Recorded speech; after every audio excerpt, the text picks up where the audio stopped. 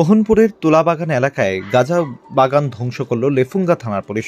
গোপন সংবাদের ভিত্তিতে সোমবার লেফুঙ্গা থানাধীন মোহনপুর বিধানসভার তুলাবাগান এলাকায় লেফুঙ্গা থানার পুলিশ নেশা বিরোধী অভিযানে গাঁজা বাগান ধ্বংস করল লেফুঙ্গা থানার পুলিশ।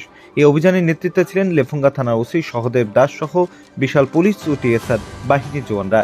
এই অভিযান নিয়ে সংবাদ মাধ্যমের মুখোমুখি হয়ে লেফুঙ্গা থানার ওসি সহদেব দাস জানান, লেফুঙ্গা থানাধীন তুলাবাগান এলাকায় জঙ্গলে অবৈধ গাঁজা চাষ চলছে। এই সংবাদের ভিত্তিতে অভিযান চালায় প্রায় ৩,০০০ গাঁজা গাছ কেটে ধ্বংস করা হয়। যদিও এই ঘটনার নির্দিষ্টভাবে কাউকে আটক বা গ্রেপ্তার করতে পারেনি পুলিশ। কার ছিল এই গাঁজা গাছগুলো তাও জানা যায়নি। তবে কর্তব্যরত আধিকারিক জানিয়েছেন, এসব অবৈধ কারবারিদের বিরুদ্ধে শীঘ্রই কোনো পদক্ষেপ নেওয়া হবে। সমগ্র ঘটনার তদন্ত করারও কথা জানান তিনি। বিরোধী অভিযান করেছেন, এই বিষয়টা আপনাদের কি প্রতিক্রিয়া? হ্যাঁ, আজকে একটা সিক্রেট ইনফরমেশন পাইছি, তোলা বাগানে জঙ্গলের মধ্যে অবৈধভাবে গাঁজা চাষ করছে। এই খবরটা পেয়ে আমরা ওইখানে আমাদের অফিসার এবং টিএসআর নিয়ে ওইখানে যাই এবং গিয়ে গাছগুলি ধ্বংস করে আনুমানিক ৩,০০০ গাছ হবে। গাছগুলি কীরকম পর্যায়ে ছিল?